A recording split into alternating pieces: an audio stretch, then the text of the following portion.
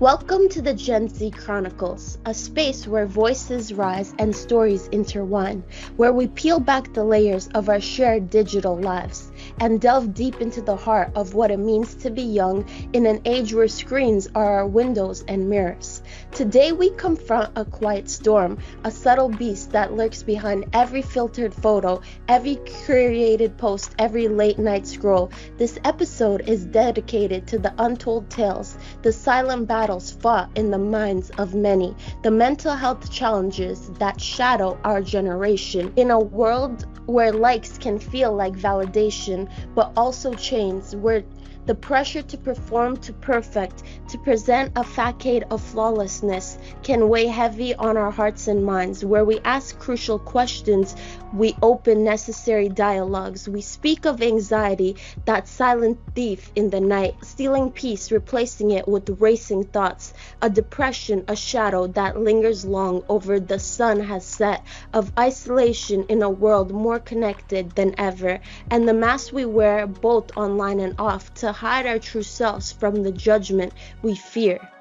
It's more than a conversation, it is a movement towards understanding, a step towards compassion, a journey towards breaking the stigma that holds too many of us in its cold. So sit with us, lean in and listen with us as we share, as we uncover the truths behind the screens, the struggles that are often left unspoken. Together we will navigate the highs and the lows and the darker and brighter days of tomorrows. This is the Gen Z Chronicles, where your story is our story and every voice matters. Hi everyone, welcome back. This is episode 5 of Gen Z Chronicles, Navigating Student Life. My name is Fizza. I will be your host today, and this episode is focused on navigating social and mental challenges. So if the rest of the team wants to introduce themselves. Hi, I'm Lucy, and I'm another one of the hosts on the Gen Z Chronicles. Hi, I'm Gautam. I'm also one of the hosts of Gen Z Chronicles. Hi, I'm Maria Duarte, and I'm also one of the hosts from Gen Z Chronicles. Hi, my name is Kunal. I'm one of the panel members of Gen Z Chronicles. Hi everyone, I'm Jasmine. I'm from the international office at OCADU. Okay, so we did some polls on our OCADU International Instagram about which one of these we struggle with the most. And the options were managing sleep, getting enough sleep, staying active, and maintaining social connections. So 25% of people said staying active and maintaining social connections. 12% said getting enough sleep, and 38, which is majority of people, said they struggle with managing stress the most. So what do you guys think? Do you agree? Do you struggle with managing stress? Why? I think I'd say that I struggle with managing stress the most. Like I know that there's it's called like, oh my God, I'm gonna sound so nerdy. It's called like the Yerkes-Dodson hypothesis, and it's like this graph where it says there's like such a small boundary between like productivity and like stress overload. And so they said that you constantly want to try and be at that like peak, but a little bit too much can completely send you over the edge. So I think that managing stress is like a big thing, because it's not as simple as just calming down, like it's constantly going. I agree with you. I feel like it's kind of like we're battling between like being so stressed and doing too much, but then also being lazy and not wanting to stop scrolling and get out of bed and just doing nothing. So it's like sometimes you're stressed that you have things to do, but you don't have the motivation to do it. But really, the things you do make you lose motivation. And it's just like an endless cycle and loop of consuming toxic things. But anyone else? What stress do you feel, or do you have advice for people who stress? For me, out of all of these, I would say staying active is the hardest. Because like once you're in it, you're going to walks or work out. It's like it's good to add to your routine and it gives you energy. But for me, it's like the hardest thing to make time for. And I know I should, but life gets in the way. How about you, Kunal? What do you struggle with the most? Yeah, I would also probably agree with the majority here. Managing stress. It's just for me, mostly it's about managing time and the amount of work that I have. Like I have to prioritize, and sometimes deadlines get in the way. So I have to like rearrange all of my tasks. That's where the stress gets me mostly. For me, I think if I've got a set timetable to do, if I've got a deadline to stick to, it's more easier. Like I know that deadline's coming, so I don't have to stress about it. All I gotta do is just manage my time and get to doing it. But like if I don't have a deadline, then it's more difficult. For example, recently I've been learning German to migrate to Germany, and there is no deadline for me to finish learning German, right? I mean, there's no deadline. No one's asked me to do it. No one said that there's an examination on this date and you gotta learn this much German. It's just something I'm doing by myself on my own. And so there's no deadline. So do I study a bit more today? Do I put it off for tomorrow? That's where the stress sort of comes in. And I do know that I do eventually have to learn German to a reasonably good degree in the future, but I don't know when. So it's difficult to manage stress in those situations. When you've got a deadline, it's much easier, and all you gotta do is just put yourself into a timetable and into a habit of doing certain things for a certain amount of time every day. And we are creatures of habit, and if you form a habit of anything, it's much easier. Totally agree with you with the deadline. If I don't give myself a deadline, I'm just like leaving it to the very last minute. So deadlines definitely help. So the second one is, what's your favorite way to unwind after a long day? 33% of people said watching your favorite show or movie. 8% of people said reading a good book / listening to a podcast. 50% of people said connecting with friends, and 8% said doing a creative activity like cooking, drawing, or painting. Maria, how about you? What's your favorite way to unwind after a long, stressful day? I usually binge watch series and so some corny series like the one comedy because I think a good laugh helps a lot. Like I put on YouTube videos of stand-up comedies that I like. So I just find a way to laugh because I think this relaxes me the most. Oh, and doing cooking too because I think especially baking bread because when you like kneading the dough, you put all your stress in the dough, and the more you knead, the more you put forth, the fluffiest the bread becomes. So it's a good use for the stress. I was just talking to friends about this. Making bread is like a good de-stressor because it's such a long process. It's very particular with how you make it. Maria, you need to share your recipe for pão de queijo with me. I'd love to try it. It's like a Brazilian cheese bread with like a tapioca flour, and it's chewy and it's so good. If you have a recipe, share You it with said me, queso, please. and I was like, I want to try it. I just know it's cheesy. We use something called polvilho azedo. That's the name, polvilho azedo. And I know the recipe from memory because I love to eat pão. So Okay, I'm gonna everyone email here, you. I need to make some. Our last poll question was, what type of therapy have you used or considered the most? So 44% said individual in-person therapy, 22% said online therapy, 22% said alternative therapy. So this could be art therapy, music therapy, and then 11% said using campus wellness resources. So for myself personally, I use online therapy. I love it. It's convenient. You can just do it at home. I've actually, weirdly enough, never met my therapist in person. I started therapy during the pandemic, so it's been online this whole time. And yeah, I enjoy it. I think if I were to continue therapy, it would just be online or over the phone. But how about you guys? Have you used therapy? Are you using therapy? I was in therapy for a bit when I was in like 10th grade. The school like they gave it to me for a bit. So I think at first I was like, bro, I'm not doing therapy during like lunch and recess. Like, are you serious? But it's kind of my only option. But the second like I started, I was like, I love the lady so much. I literally wanted to become a therapist. I was like, she's so cool. She's helping me so much. She's so like just everything. But I realized like I didn't want to be a therapist, but that's how good it is what I'm saying is that it was just very helpful. And yeah, and I think who your therapist is goes a long way because you need to like connect. So make sure you have that comfortable space because obviously if you're not comfortable with your therapist, like you won't make progress. Maria?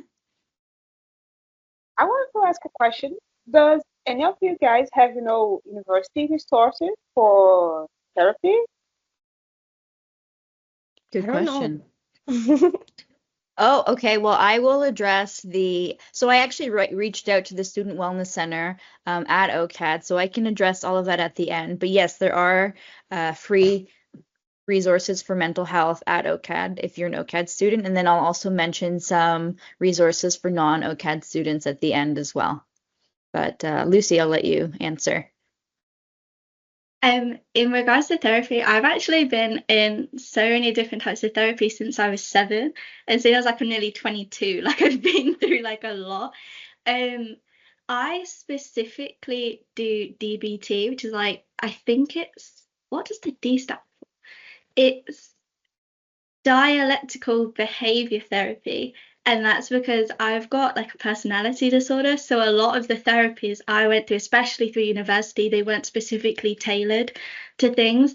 So I feel like if you have like specific conditions, I think kind of the best route to go down is to find therapies that specialize in that, because therapy isn't like a one size fits all type of thing. There's so many things that will work and won't work. So personally for me, like university therapy, I found quite useless, but there's some people who find that great. So I think it's a trial and error, and you kind of just have to be like persistent with finding the right help. But sometimes I feel like it's such a struggle that if you go through different therapies and they don't work for you, sometimes it can be quite disheartening because it might kind of enforce a notion of like, it's me, there's something wrong with me and I just can't get help.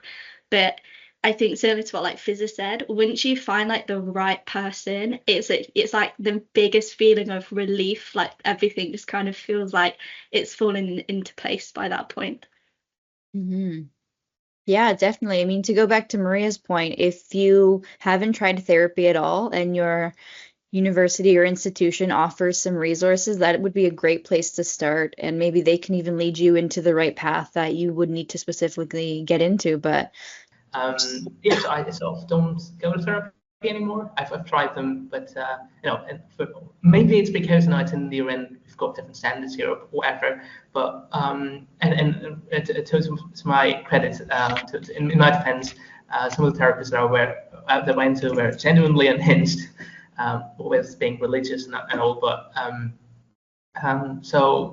firstly, it's expensive. We don't have free resources, unless where I live. And so I know, yeah, I haven't had much. Well, I've had experience with therapy, but not much. So I don't think my opinion should be taken seriously on the matter. you're being honest. That's okay. How about you, Kunal? I, I haven't really been to a professional therapist before. So the only therapy that have in my life is my friends and my school friends, to be specific, because like I found this weird comfort zone, like a bubble, talking to them, and we have this sort of a weekly call, and everyone just like talks whatever happens in their life, and just like like giving out all the stuff in front of everyone. We don't judge anyone. It's like a group session that we do, which is pretty cool. And it just happened without any like no one decided that we'll do this. It just started happening, and we kind of follow that religiously. So I don't feel the need to go to a professional therapist. Like that's the thing that helps me the most. That's like so good. Sorry, you said that. I was like, whoa, like that's so real of your friends where you feel like you can give therapy to each other with no one judging each other and it just happened. And I feel like that's in a way like different from therapy because those people actually care about you and they know you. Like Yeah. they're not just doing your job. So you guys are, yeah, you're not professionals, but you're still looking out for each other's interests, and there's different perspectives, and like maybe they can relate to your experiences more. So it's just that's like a really cool idea. But sorry, Gutam, what were you saying? Yeah, sorry. No, I was saying that has been a large part of my experience as well. What Canal said, as in like friends and family, and that's the way it's meant to be, right? Like before therapy was a thing, before medical science developed to what it was, and it was just friends and family supporting each other. I think that can be great assets if you've Yeah. got friends, if you've got the right kinds of friends and the right family. Lucy. I was going to say that like I agree with the friend thing. However, personally, something that I found is when you go to like a professional, it's nice to speak to someone about something who has like no connection to the situation, That's because true then too. like yeah, if they provide like advice to you, it's completely unbiased and they're just giving you like advice based on what like the information you've provided to them.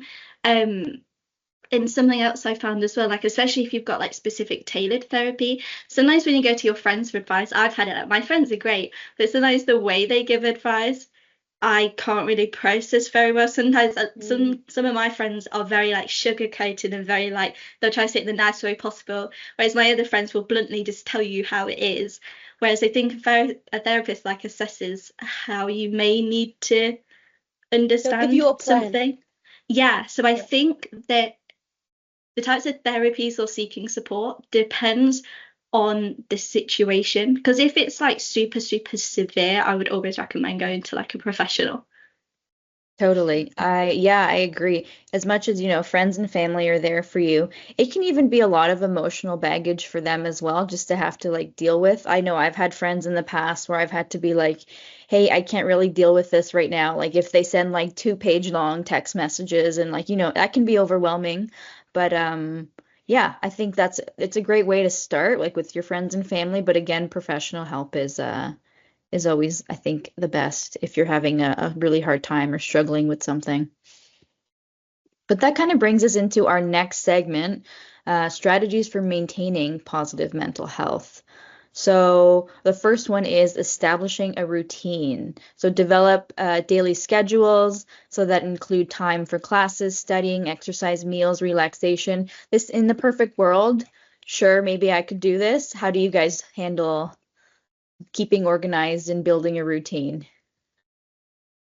I love like making lists. Like I spend all my days and my rewinding after school and just everything, like it's like this is like my final year course plan, or just like everything is literally like a list. So I'll say I really enjoyed the process of making the list because it's like pens and all the cool things, and like you get to write all the cool things you want to accomplish, like do my assignment, clean my room, work out, meditate, like start an online business, all this, and I'm like, I'm gonna thrive. Like this is so fun, and I think like maybe I release some of the dopamine of like accomplishing the thing by making the list, because it feels so fun and rewarding, and I'm like, whew, like this is good. And then like most of the time I'll do like the main things I really have to do, and like these side things like learn how to sew or something don't end up happening, but they're also good because when I'm really bored I'll kind of go back to them. And like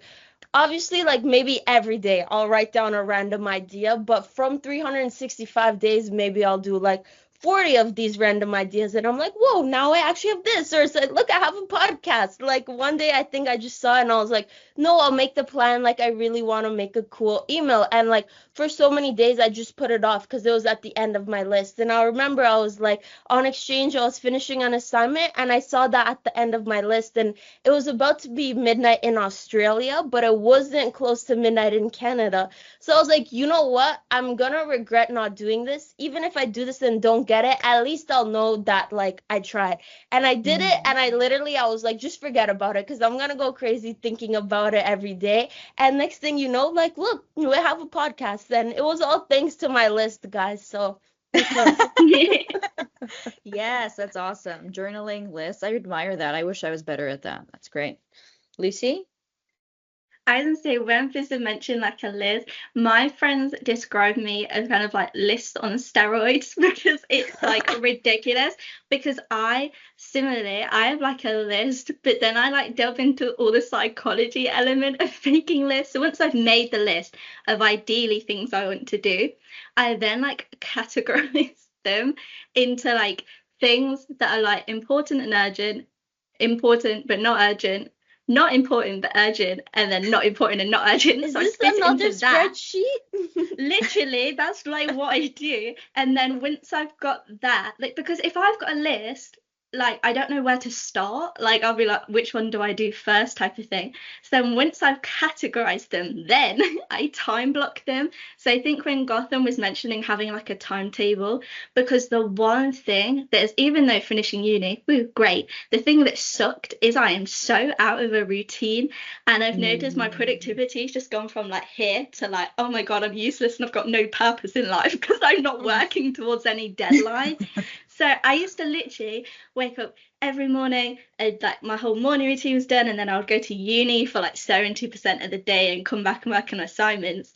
And now that I don't have that, I have noticed my mental health kind of went a bit like, like I don't know what's happening. So I think definitely, even if you've got no actual like plan for the day, the thing I'm trying to get into is just making sure that you wake up at the same time every day and like go to sleep at the same time every day, and at least like get out and maybe do some sort of like exercise, even if it's a walk or something.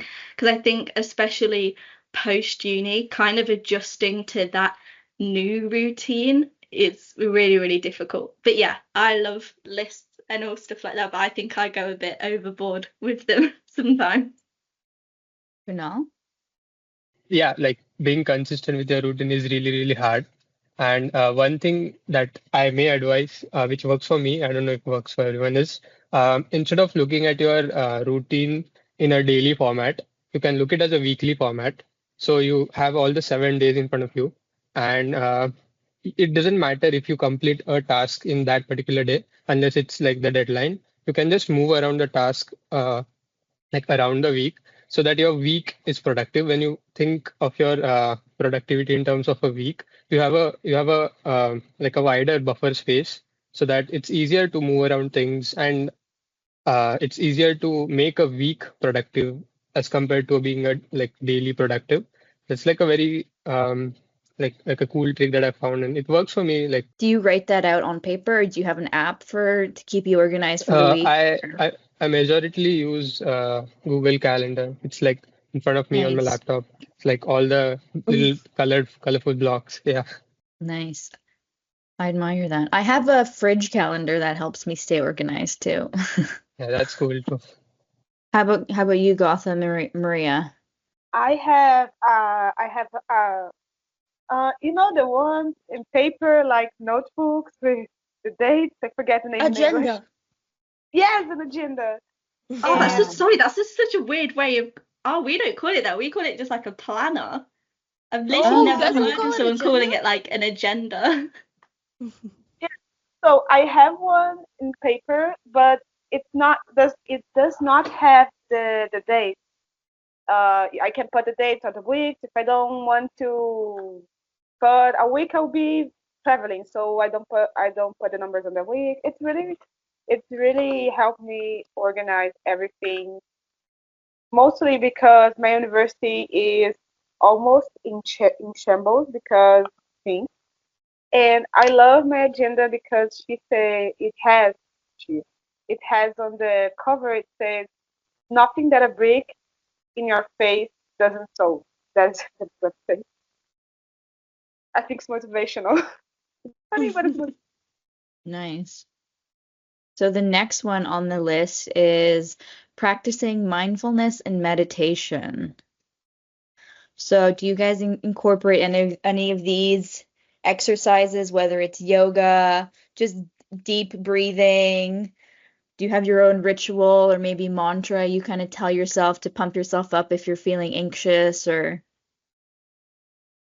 I'm like super big on like all of these. I feel like I'm very like hyper impulsive. Like I reached a point in my life and I was like, something's just not working, and like I need like, I need a something. And I really like I searched and I think I was just like reading some yoga book randomly and about like personality and like I just went into it and I started just meditating and I was like, this is so boring. Like I was like, oh, listen, close your eyes, take a deep. Like I was like, yo, this is so boring. Then I was like, wait, why can't I meditate for 10 minutes? Like, is there something wrong with me? And then I felt like that's really bad. Like, why can't I just not sit still or not think or not any of these things? And then, yeah, I started incorporating it to my life. And the more I would do it, the better I would get at it. And then by the end of that 10-minute meditation, like, I would feel so good. And I think just in general, like, it would allow more positive thoughts and just like, I was going to say, for me, mindfulness and like breathing ones, it sounds so ridiculous. I find it so awkward. It literally just makes me laugh. Like I can't just sit there and be like peaceful because I'm very fidgety and very like I can't just sit still. And so similarly to Fizz, I felt like, oh my God, is there actually something wrong with me? Why can't I do yoga? Why can't I do this?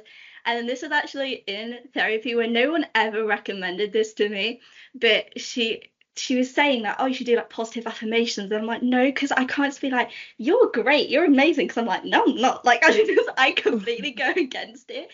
And I got this advice of like, I don't know how to explain it. It's kind of, she called it like aggressive encouragement. So it's like you're motivating yourself while going like, you can do this, just get yourself together, do this and do that. And because I can't just have like a day not doing anything. If I'm not doing any sort of work, it makes me feel a bit weird. So my mindfulness is I kind of try to tell myself that like I can accomplish really great things and I can do really great things, but I need to like prove myself that I can do that. So to me, if it's like, oh, if I just stay in bed all day and scroll on my phone, then I'm not proving that to myself. So I kind of do like positive words of affirmations, but in a bit more of like a forceful way, if that makes any sense.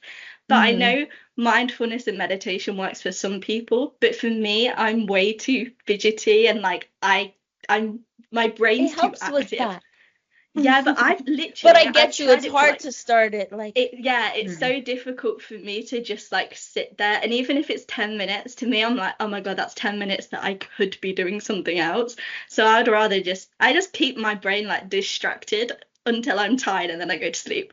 So that's all I do. I think the positive affirmations definitely a thing, like a good thing though. Like I know I've done that as well, and I don't know where I read it, but it was like just talking to yourself positively for 30 days straight, like you will feel a difference in your energy and the way that you feel about yourself. So I believe it. I think No, it's all it's about so like true, reflection. Yeah, I think a big thing for me is like reflection because sometimes you might think like, oh, I don't achieve anything. I'm like this. And so I feel like my way of mindfulness is I literally like reflect on my life and I write down like big milestones I've achieved. So if I'll be like, oh my God, I'm so stupid, I can literally be like, I've got a first class degree, I'm not stupid, and then I can like prove myself wrong with like. So I try to combat the thoughts I have by actually having factual evidence that goes against it, if that makes any sense.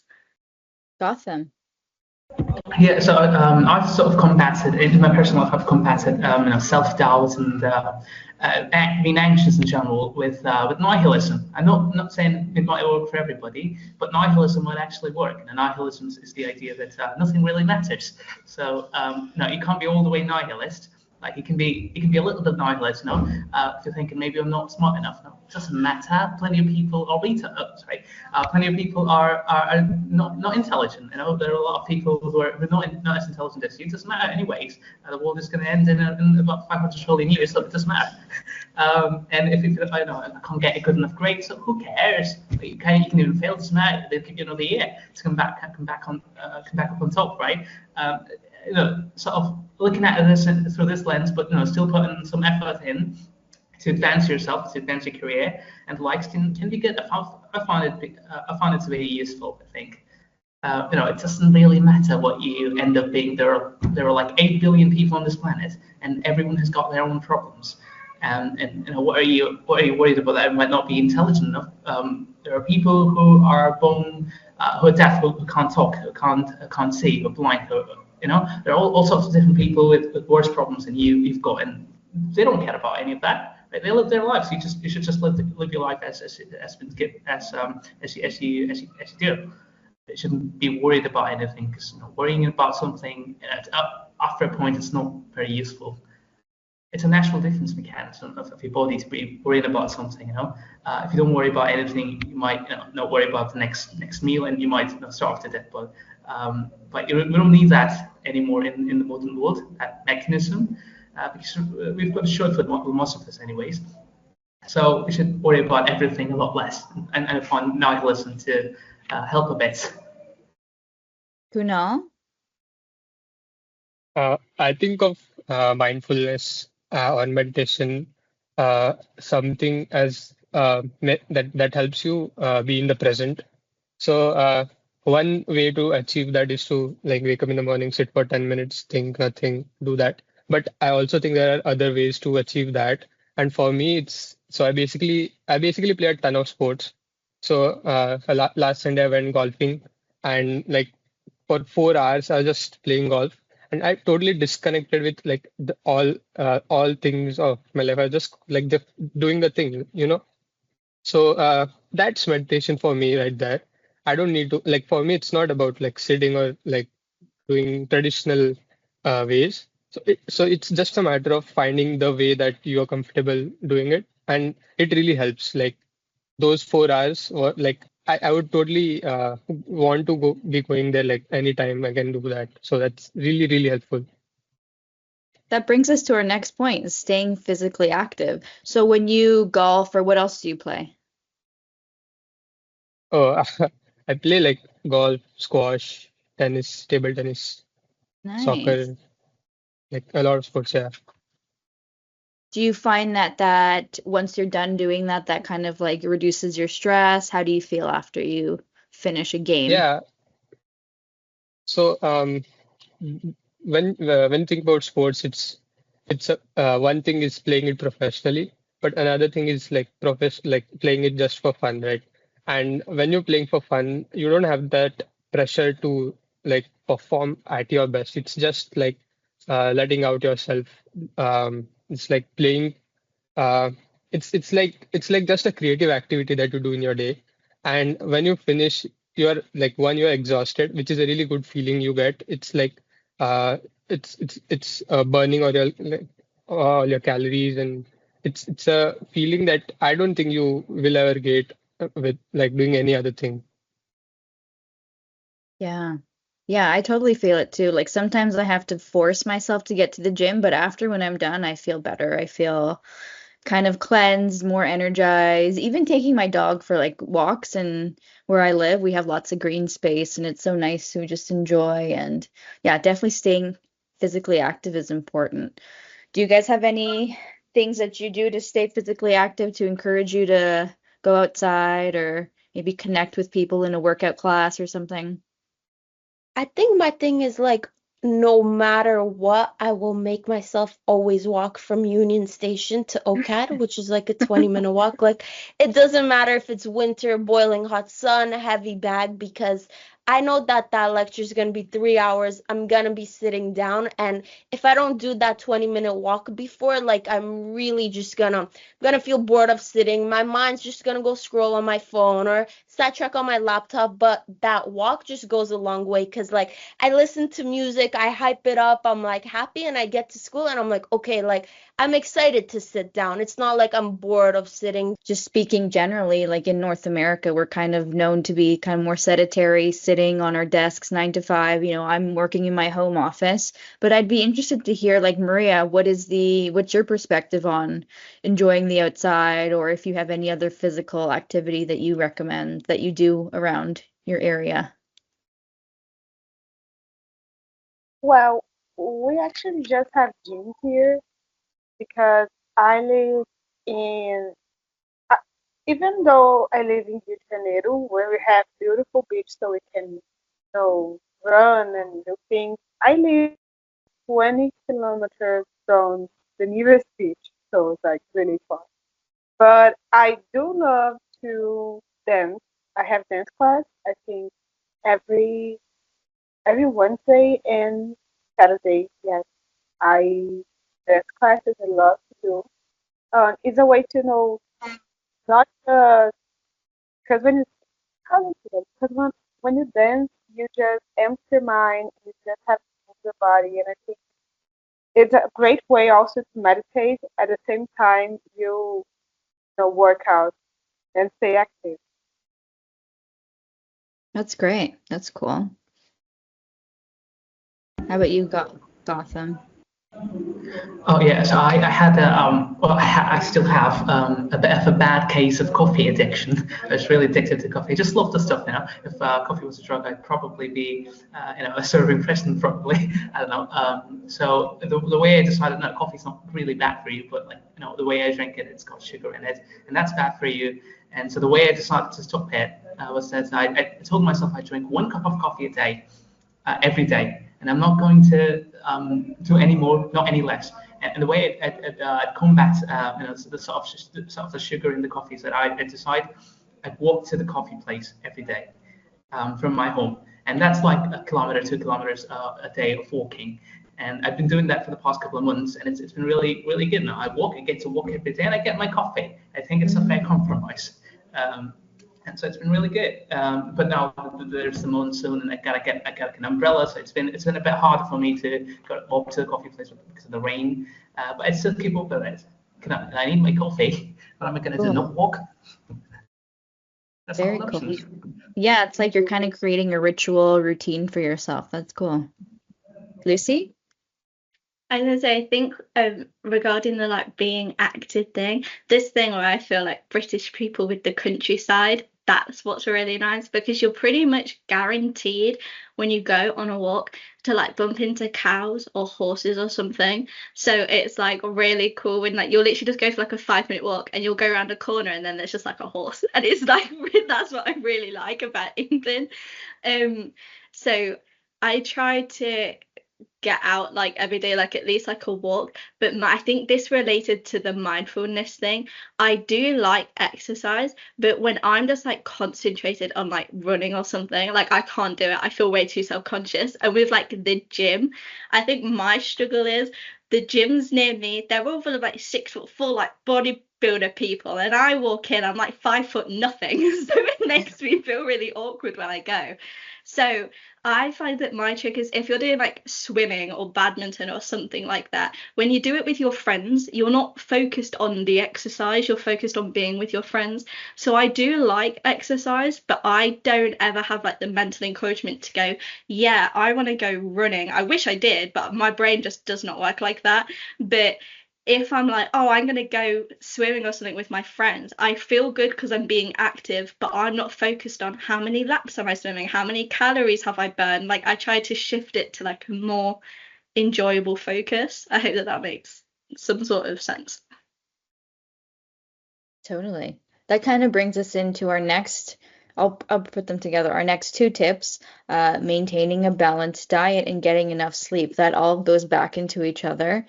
How are you guys dealing with both of those things? Do you have any techniques? I know when I can't sleep, I actually try a breathing technique to help me kind of relax and get myself sleepy. Do you guys have any tips when you're stressed out? Actually, I take melatonin as well. Oh, what is that? Fizza? It's just melatonin spray. Oh, nice. Yeah. Do you find that helps? Yeah, but I only use it when I have to, I feel like, because then you feel like it's not as natural. I think like scrolling before you sleep makes it much harder to, like, you could be so tired, scroll for 20 minutes and be like, I'm wide awake. And you could be wide awake and like read a book for 30 minutes and be like, I'm ready to sleep. Like, that was enough. So I guess don't overstimulate your mind with the blue light before you sleep. Obviously, easier said than done, but like, yeah. I agree. I think with friendship, there's like a sub part of that is, and it's such a difficult thing to do, it's like to unapologetically be yourself. Because, like Gotham just said, a lot of friends are like circumstantial friends. So you'll have school friends, and you think like there was hundreds of people in my year at school, but I didn't speak to those hundreds of people after 3 p.m. when school was over. And I think that like my greatest friends now are ones that I've been friends with since primary school. And so I think that you need to be completely yourself, like flaws and all, because the people who are your friends and are going to be your support network aren't going to be able to support an unrealistic version of you. Like, you shouldn't pretend to like something just because someone else does, or you shouldn't hide a certain problem you have, because then you're not going to get that right support. And you're like, I think support often tests like the limits of a friendship, kind of like how much you go through together, what they've helped you with, like stuff like that. And so I think you need to, only if you ever feel like comfortable with it, but I think that the key to like friendships is ones that you can openly be very, very vulnerable towards, and the people who are gonna, like Gotham said, see you through your life, which is going to be through a lot of highs and a lot of lows. So I think it's not as easy as just, oh, go find a support system. It's reflecting on who has been there for you, who provides the right support for you, who genuinely makes you feel like truly happy, and who do you like truly like in terms of viewpoints, hobbies. Like, it's about them as a person, not really superficial things. I feel like that's even deeper than I feel like we're going very like philosophical in everything. But like, yeah, the activities you do are also important. I mean, like, we get to do this, right? However many of us who are here, this is Gen Z Chronicles. We get to do this because we were young, and it's a university program. Opportunity. There is no millennial chronicles. There's no boomer chronicles, for example. There wouldn't be such a podcast, right, of random people from all over the world. So the opportunity is like, for example, I got to call Kunal when we first met. I called him on the phone. We were talking about university and like. Me and Kunal wouldn't have met without this, without the podcast. And so activities like this, you gotta seek them out. That's how you meet people. When you meet people, you can then make friendships, and then you can invest on into like gauging how good of a friend they could be, and accepting them into your circle and so on. Yes, I think activities are super important. You gotta participate. I personally do not engage in any activity as of now, which is something I have to change. And I go to my German class. I've got my German class, but all of them in German class are old people. And so, as far as people of my own age, I don't partake in any such activities. So I guess I'm in a bit of a friendship deficit at the moment. Just sort of tapping into my older friends at the moment. Yeah, but you're totally right. You got to put yourself out there, and like it's great that we have this opportunity to meet with people from, different parts of the world that you on a day-to-day basis would never have the opportunity to do, and you get to hear about these different perspectives and how you live your lives, and your similarities and differences, and you can learn. So I can move on to our next one. So I'll group them together. So there's setting realistic goals, utilizing camp resources, again, we mentioned, managing stress effectively, and the last one is limiting screen time and social media use. So we've all kind of touched on these. So our closing segment, overcoming stigma and seeking help and building mental health resilience. So a final question for everyone. What advice would you give someone hesitant to reach out for help due to stigma?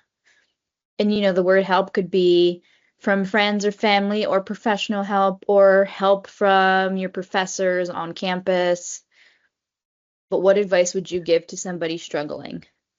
I think I can answer this, and I think it's super important that you go to the right persons for the help. Depending on who you go to, you might not end up. It might end up being counterproductive. Right? Like if you go to a Christian counselor, not necessarily Christian, but religious, a very orthodox religious counselor about feeling a bit gay, it might be unorthodox. It might be counterproductive. Now that's happened to me. Because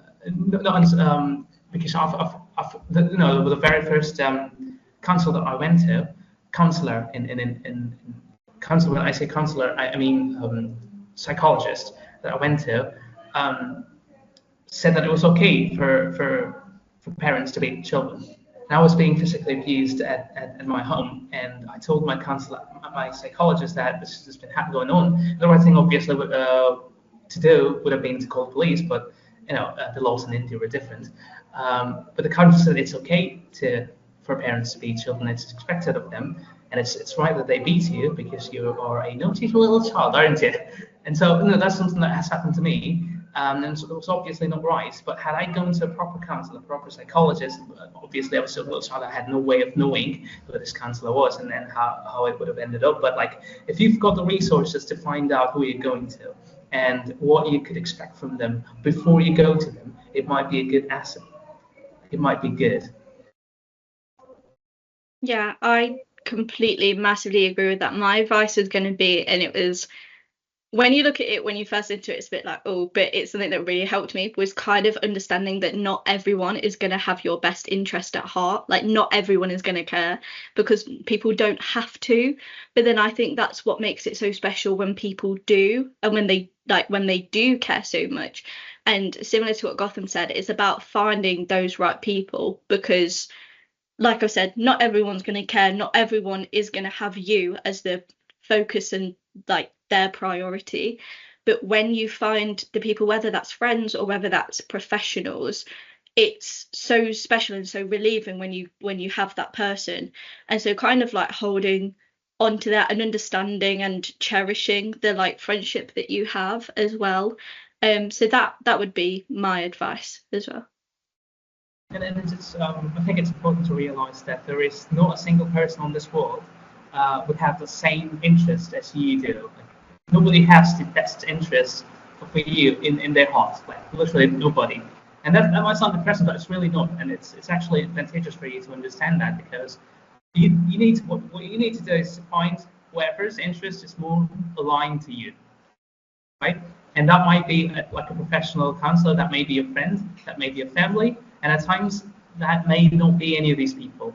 And you need to think critically to yourself, who is going to best be able to help me? Who's got the best interest for me at their heart?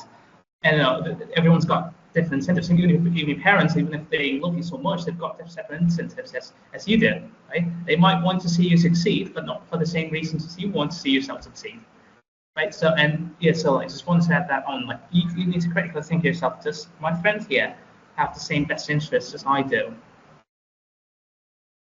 I would say, like, also don't take for granted the people that care about you. I think, like, often we feel alone in our society just because maybe you come home and like everyone eats dinner alone or everyone goes on your phone, so you just feel isolated. But deep down, like, if you actually talk about it, it's like these people, they actually care about you a lot and would do anything for you. They just don't know that you're struggling. Like, I know, like, parents with a teenage kid or something, they'll be like, oh, why is my, like, but really, like, they do care about you. Just both people might be a little shy, but don't, like, the people that you love and they care about, they're there. So don't wait until they're not here anymore. I know it's sad, but like, we're not here forever. So whoever you love and loves you, like, let them know that, and don't wait and don't be shy and don't have your ego too big to just be vulnerable, because like this is what's gonna help you and make you happy in the long run.